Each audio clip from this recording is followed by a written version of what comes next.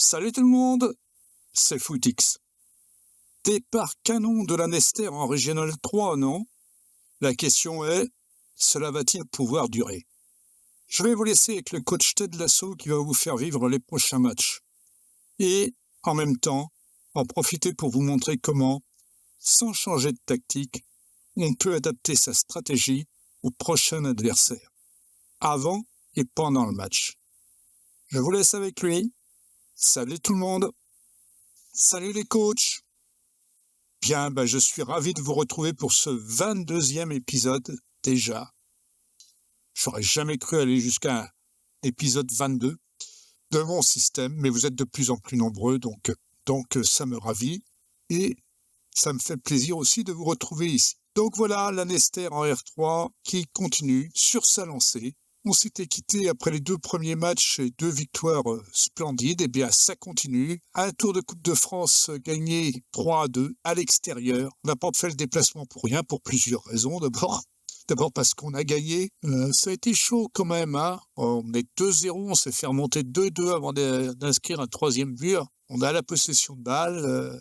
Domine, mais on ne sait pas trop quoi en faire. Mais bon, on a des bonnes notes, ça a bien joué. Très beau match. Pour un peu, je vous l'aurais passé en entier. On va aller voir les buts. Donc, voilà, début de match fanfare, puisque, je vous l'ai dit, on a mené 2-0. Il rentre tout seul comme dans du beurre, André, voilà. Hop.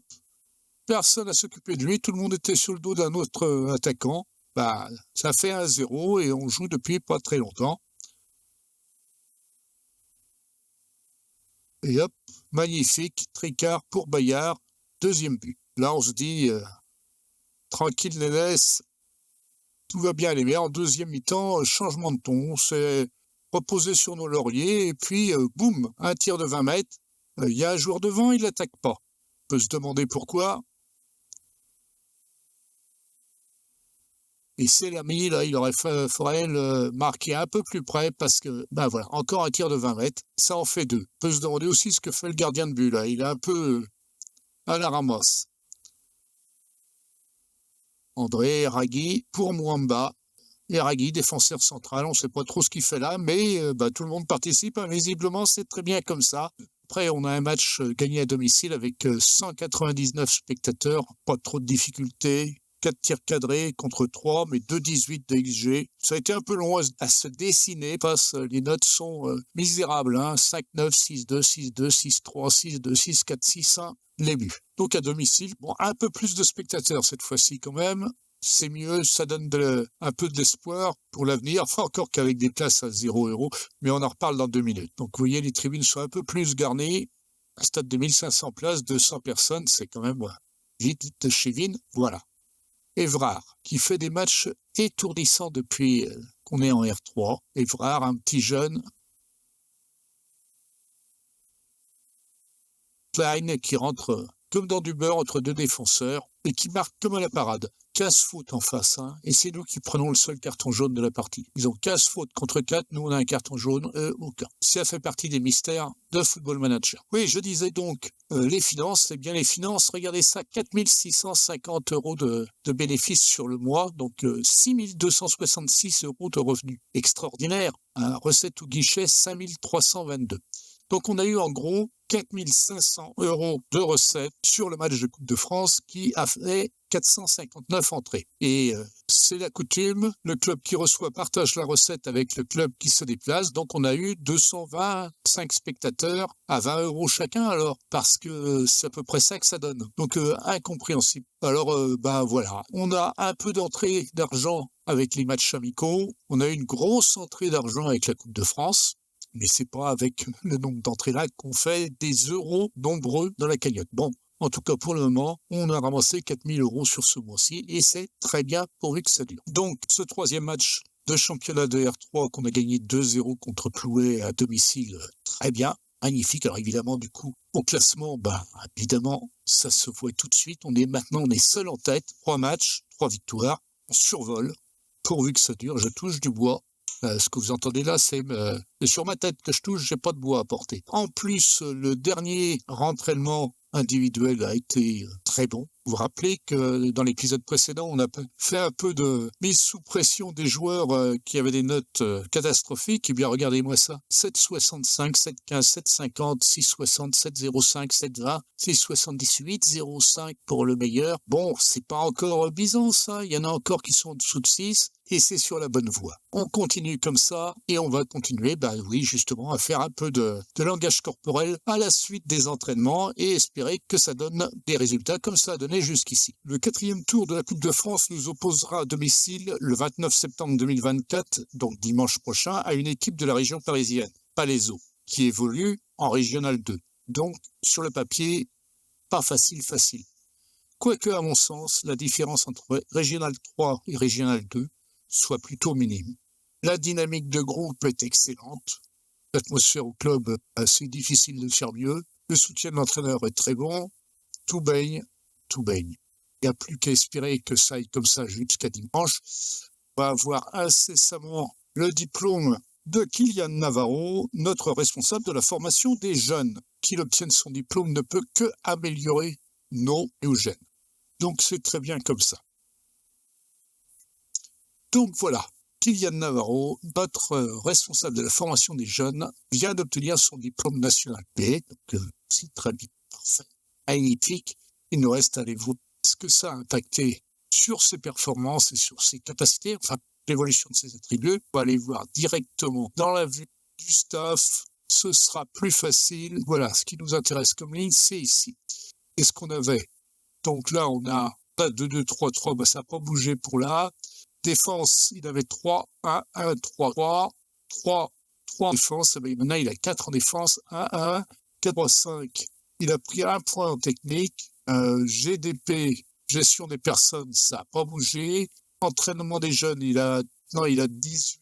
Il avait 18 déjà. Adaptation 5, 2, 5, 12, 7, 2. Il a pris 1 point en détermination et 1 point de motivation. Évaluation des joueurs, 3, 4, 1, 2. 3, 4, 1, 2, ça n'a pas bougé. 4 pour finir, ça n'a pas bougé. Donc ça n'a pas énormément évolué. Sa détermination s'est améliorée, tant mieux. Je rappelle, les new gen que lui va choisir vont être un peu à son image. Si vous avez un doute sur quand je dis qu'il va lui choisir, je vous rappelle de regarder la vidéo concernant la façon dont les new gen sont fabriqués, entre guillemets, et la différence qu'il y a entre ce que dit Cygames sur la fabrication des gènes et puis la réalité du terrain. Tout a été étudié, détaillé, disséqué dans cette vidéo.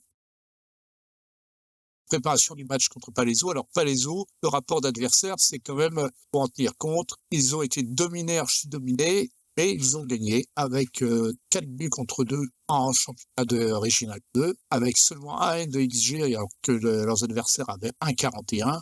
Ils ont été sous pression pendant une bonne partie du match. Mais les passes de Palaiseau, c'est essentiellement sur les ailes et ils ont abandonné, contre cet adversaire-là en tout cas, le milieu de terrain. On va voir ce qui va se passer. Compte rendu de l'entraînement de la semaine, voilà, les notes s'améliorent très nettement. Il y a encore quelques notes très faibles, voire inadmissibles. Continue et on voit maintenant. Vous voyez, Navarro, il a eu son diplôme avec 2 jours d'avance. Faut le dire, l'approche de la fin, ça se joue au dé, en quelque sorte. Peut être en avance ou en retard. Bon, je suis quand même un petit peu déçu pour Navarro, pour les progrès en attribut, c'est quand même relativement faible. Peut-être approche-t-il de son PA, je ne sais pas. Et on n'est pas favori du tout, bien entendu. Bon, on est au jour du match, donc voilà, dernier coup d'œil sur la tactique d'équipe et la stratégie. Si on jette un œil, donc on commence à avoir des flèches jaunes et vertes, là, ça affiche une assez bonne entente sur le terrain. Bon, donc ça va bien. Et ici, pareil. Si on jette un œil ici dans les connaissances tactiques, on s'aperçoit qu'on a 3 petits défauts. Ben Salem, c'est parce qu'il n'est pas dans son meilleur rôle. C'est pas ailier intérieur, c'est attaquant intérieur en soutien. Carré, il est dans son meilleur rôle et dans celui sur lequel il s'entraîne, mais celui sur lequel il s'entraîne, on voit bien qu'ici, il n'est pas encore au top. Et Bonia, il est positionné en arrière latéral en défense, alors qu'on l'a mis à s'entraîner en arrière latéral en soutien. Donc on va le remettre dans ce poste-là, arrière latéral en soutien, voir ce que ça nous donne. Et ben voilà, on est à fond partout dans le rôle, ils connaissent tous parfaitement leur rôle, sauf Carré qui a un progrès dessus. On va rester comme ça. On va rester en équilibré, même si on devrait être plus prudent peut-être. On a vu que qui jouait beaucoup sur les ailes. Peut-être qu'on devrait concentrer le jeu. Alors, on a le choix entre concentrer le jeu dans l'axe et faire confiance à Évrard pour profiter de la position, ou alors essayer de les contrer sur les ailes. On va essayer de rester dans ce qu'on sait faire. Et on verra bien. 196 billets, bon, c'est mieux, c'est pas encore la fiesta. Ça tamponne le coquillard. Donc là, aucune information. On va essayer de pas leur mettre trop de pression. Alors moi, je pense que ça, avec assurance, voilà. Ah bah ça n'a pas l'air d'avoir donné beaucoup d'effets, sauf Abderrahmane qui lui était inspiré. Bon bah, les défenseurs, on va leur donner, j'espère, et les attaquants, pointés du doigt. Voilà, bon, c'est pas trop mal, sauf Bayard, mais Bayard il fait la tête en ce moment. Donc, pas beaucoup d'informations sur eux, hein. Si ce n'est qu'ils jouent donc en Régional 2, c'est-à-dire un niveau dessus de nous, mais les expériences passées des petites divisions françaises me font dire que c'est en la Régional 2 et la Régional 3, il n'y a pas un gros écart. L'écart, il se trouve entre la Régional 2 et la Régional 1. Régional 1, c'est un sacré gap. Là, on se retrouve encore avec une équipe qui est séparée en deux. Un bloc très défensif et un bloc offensif qui n'a pas l'air de faire des étincelles. Allons-y. Allez, en route, les gars.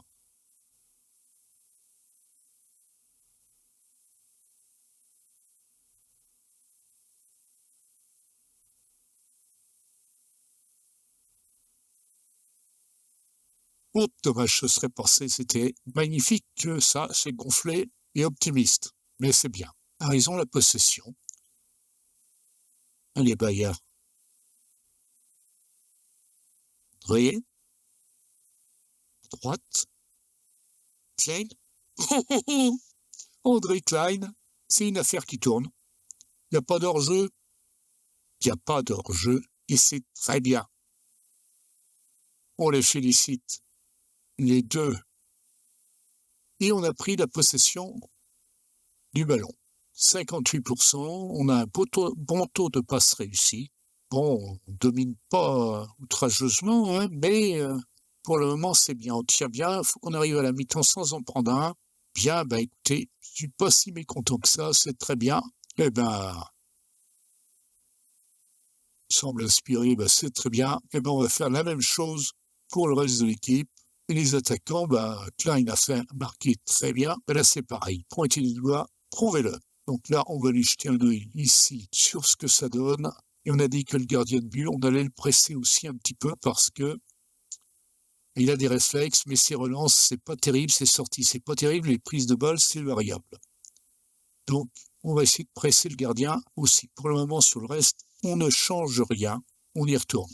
On va peut-être essayer d'allonger les passes, on va enlever ça et on va essayer avec le ballon. Après tout, c'est eux qui doivent faire le job. Ah, c'est à eux de monter, donc on va essayer de les contourner et peut-être qu'on va essayer de les aspirer. Là, renforce le milieu de terrain, on approche de l'heure de jeu, peut-être faire rentrer Moret à la place de Bonia, je sais pas aussi. André fait un bon match aussi.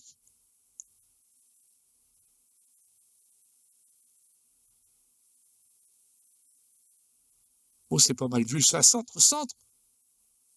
Alors, je sais pas par où il est passé pour marquer ce but, mais c'est trop bon. C'est dans un trou de souris, là.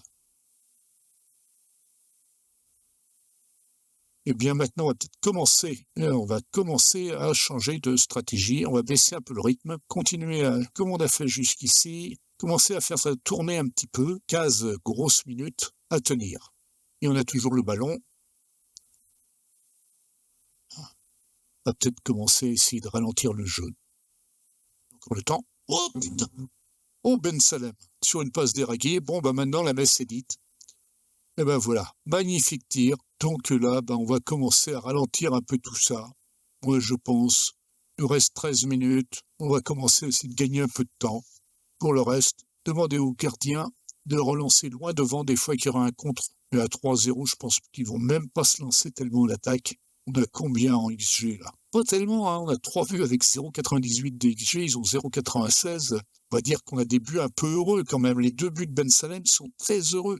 Bon, c'est bien parce que la Coupe de France, c'est un réservoir à ramener du pognon et on a besoin de pognon. Oh que oui. Attention hors jeu là-bas. Tiens, Klein. Oh, il va pas pouvoir. C'est dommage. Il lui a manqué un peu d'accélération. Ah. Faute d'Evrard, ouais, heureusement que c'est pas Eragui qui nous fait ça. Ah, il est sorti, Eragui. Non, il n'est pas sorti, Eragui. Quoi, un rouge pour ça? Mais c'est scandaleux. Bon, ok.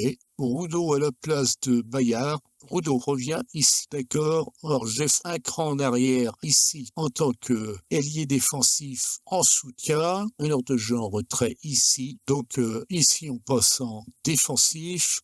S'enchaîner pour un coup de coude. Rien vu. La bonne stratégie, ce serait de faire des passes courtes et de garder le ballon. C'est ce qu'on va faire dans les 5 dernières minutes. Voilà, on y est. Dans les 5 dernières minutes, alors à partir de maintenant, c'est passes très courtes, rythme lent, on gagne beaucoup de temps, on est très replié, sur les transitions, on balance. Bon, il reste 2 minutes, on a 3 buts d'avance, c'est plié, et on prend encore un carton jaune. Un carton rouge, 5 cartons jaunes, on a l'impression de... C'est les bouchers de la Bestiaire qui jouent contre l'amicale du Café Théâtre. Bien, le match est fini, on s'en fout, c'est très bien. Belle victoire, bravo. Donc on va féliciter tout ce monde-là. On reste calme quand même. Faut pas trop en dire que la défense a bien joué. On va les féliciter. Alors Ben Salem, très très gros match. Et les 2 attaquants, je suis très content. On a bien contrôlé le milieu de terrain aussi. C'est très bien. Super match. Mais on a gagné. Pas autant que ça. Hein. Finalement, ça vaut mieux d'être à l'extérieur. Qu'on a gagné 3100 €, c'est bien. On va pas faire appel de la suspension, c'est pas la peine. Je suis fier des joueurs. Ils ont été récompensés aujourd'hui. Oui, on a reçu beaucoup de tacles assassins, c'est à coup de coude. Je ne peux rien dire. J'ai rien vu et c'est vrai, j'avais rien vu. Voilà.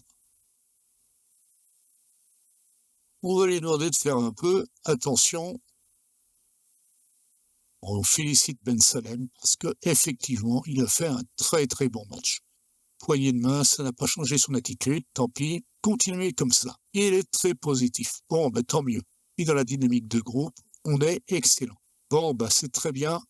Alors, parmi les choses aussi à surveiller régulièrement, mais je l'ai retiré de la liste des prêts, j'ai suivi les avis de les autres préparateurs. Thomas André, on voit bien ici, effectivement, c'est pas si mal. Donc, si on clique ici, on arrive directement ici, et là, on voit bien qu'il a 8-2, 7-3, 7-1, 7-1, 7-4. Les vides là, ce sont les matchs de l'équipe B dans lesquels il ne joue pas. Thomas André est à une moyenne de plus de 8. C'est assez extraordinaire. C'est très très rare. Ça mérite d'être simulé. Là, on voit bien, il a une moyenne générale 3 matchs, 2 buts, 7,53, 3 matchs régional 3 et 2 matchs de Coupe de France. Donc 7,53 de moyenne. Donc ça se trouve dans rapport forme, tout ça. Et donc là, quand on en a 5 de rang, on va discuter avec le joueur, féliciter pour la forme récente. Maintenant, vous en avez l'habitude du langage corporel, c'est une accolade. Je suis ravi de votre excellente forme ces derniers temps. Merci, je partage, c'est très positif. Voilà, très bien. Et tout ça concourt à faire monter des rapports excellents dans l'équipe. Le Stade Rennais a perdu la tête, il était en tête jusqu'ici. Moi, je suis un fervent supporter du Stade Rennais depuis plus de 50 ans, 55 ans en gros, et il vient de perdre contre le LOSC et de faire match nul contre la Saint-Etienne. Merde alors. Ils étaient en tête du championnat jusqu'ici, c'est pas souvent que ça arrive, même dans Football Manager. Nous voilà au 1er octobre, il est temps de jeter un œil sur les performances. Prestations d'ensemble, notre performance statistique est bien au-dessus de la moyenne. En attaque, Klein est bien au-dessus de la moyenne. Les stats offensives de Klein sortent de l'ordinaire et méritent d'être étudiées davantage. Voilà, tout va bien. Et le gardien, au-dessus de la moyenne en termes de stats clés pour un gardien. Donc, c'est pas mieux. Alors, ils sont durs, hein, les dirigeants, parce qu'avec tout ce qu'on a fait sur ce début de championnat, en R3, content des progrès, mais bon, c'est juste du B. Et les supporters, pareil. Vraiment, ils sont très, très, très difficiles. Ah, et puis ici, on a eu le tirage de la Coupe de France, donc on tombe le 13 octobre contre Saint-Germain-la-Prade à l'extérieur. C'est une équipe de Régional 3 qui ne gaze pas du tout. Ils sont derniers de leur groupe. Petit espoir que ça se passe bien. On pourrait peut-être passer un tour de plus. Faut espérer en tout cas. Bien, après cette belle victoire, il est temps de préparer notre match suivant. Tiens à noter que le message a à nouveau changé ici, le message d'accroche. Une semaine de football, c'est long. Quel dis-tu, mon Dieu? Préparation du match contre Lorient Ouest. qui est deuxième au classement. Donc, c'est un match à prendre au sérieux. Alors, on n'a jamais trop parlé du centre de données, mais à partir du troisième match, on a la possibilité d'étudier le prochain adversaire. Et là, on donne des éléments tactiques.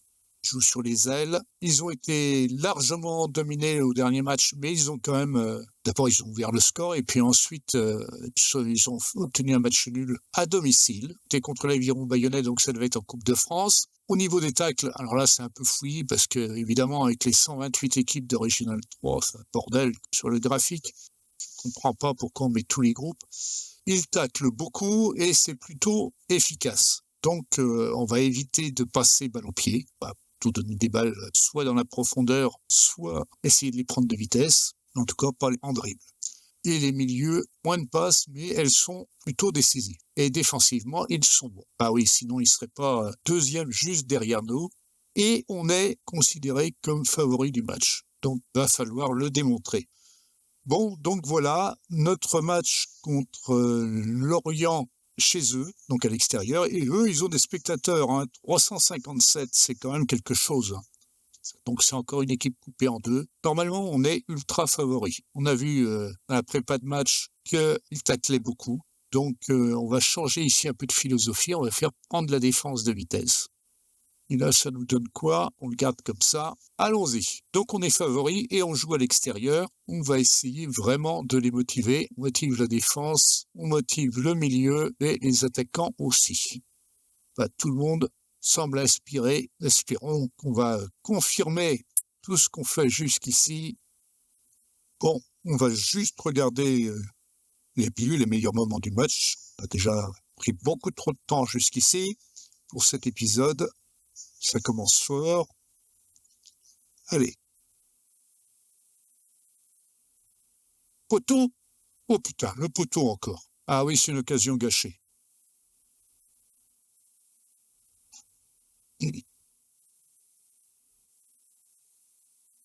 Allez. Le gardien la sort encore.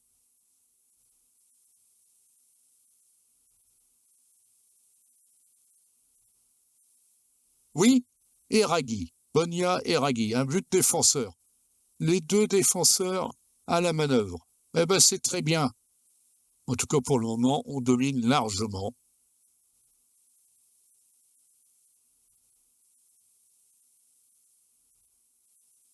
Hop, penalty là. Ah bah oui, quand même. Même si c'est un peu laissé tomber. De mémoire, oui, c'est ça. Lui, il a un bon score en penalty, je crois. Voilà, contre-pied parfait. 2-0. Ah merde, c'est eux qui marquent sur coup franc. Ah, faut pas se laisser aller comme ça maintenant. C'était rondement mené. Qu'est-ce qu'ils ont comme statistique en face? C'est Lorient. 22% le gardien de but. Ah bah oui, faut qu'on continue à le presser. 1 sur les hanches. Le score reflète bien. Défenseurs, vous êtes capables de faire mieux. Et les attaquants, ne lâchez rien. Ah, Oudou a pris un coup. Ça, c'est embêtant. Oui, Allen ne veut pas sortir, mais handicapé par sa blessure. Ah bah si, on va le remplacer. Voilà, Souza va rentrer à la place de Roudot. Eh ben, on y va. Eragui fatigue, Bonia, c'est bon, mais moyen. Carré fatigue aussi. Faire tourner un peu. Mwamba ici, Moret à gauche. Latéral, intérieur, en défense. C'est mieux là? Ouais, c'est beaucoup mieux. C'est pas mal comme ça. C'est bien. Tactiquement, on est bien en place. Apparu, motivé, parfait. Ils connaissent bien leur rôle, ils savent ce qu'ils doivent faire. Alors allons-y. Ils changent des joueurs en face. On va juste changer quelque chose. On va laisser ici. On mène. Donc peut-être qu'ils vont être obligés de se ruer à l'attaque en fin de match. Et on va essayer de jouer les contre-attaques.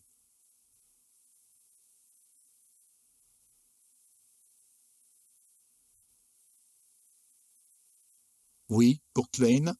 Dans la foulée, centre. Pour la peine, il marque. Bon, c'est très bien.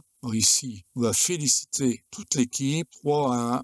Il reste un quart d'heure. Eh bien, on va reculer la ligne d'attaque. Hop, sans le ballon, on recule un peu ici. On garde la ligne de défense assez haut pour pouvoir continuer à envoyer des balles devant, comme on vient de le faire. Ragui est très fatigué. Il réalise un excellent match, mais il est cuit. Donc, on va faire rentrer Fabrice. Bon, eh ben c'est bien, très très bien. On n'a plus qu'à féliciter tout le monde. Belle victoire. Si on choisit ça, là, vous avez mérité un peu de repos, il aura droit à une journée de repos supplémentaire. Comme on lui en donne déjà une, c'est peut-être pas la peine. Voilà, on est content de tout le monde. Bon, toujours pas de classement, c'est un peu n'importe quoi, je sais pas ce qui se passe. On s'en fout, du moment qu'on gagne, tout se passe bien. Bon, Lanester en tête, ben oui, dynamique de groupe, eh ben excellente, excellent. Bon, ben les coachs, vous le voyez, à Lanester, tout va bien.